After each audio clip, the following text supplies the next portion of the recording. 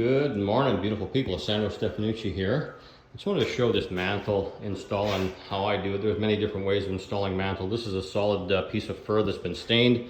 Bought it this way.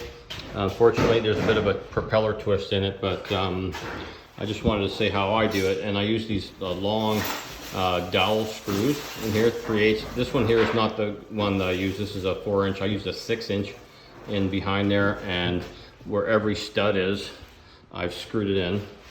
And what I did was I duplicated the hole, the same size hole. I didn't want to go bigger, I didn't want to go smaller, because what I like to do is like to force fit this on here. I'd like to show you putting it in, but it didn't have enough hands to do that and actually put the mantle on. So we put some PL, some adhesive in the back before it went all the way in.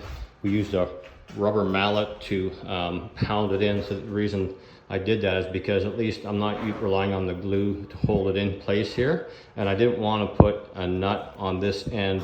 That would mean that we would have to drill a Forstner bit, and we'd have to drill a hole in the bottom and then use a nut and then screw it tight, and then I got to deal with the hole down here. So I'm trying to get away with just using this and force fitting the piece. I have 5 of these 6-inch screws along in behind here.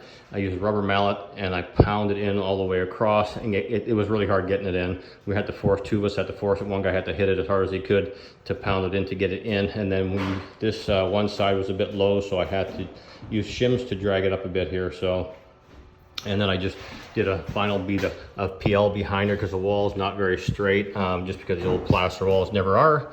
And hopefully that'll help us to maintain the height once we take the post out that's holding it and supporting it right now.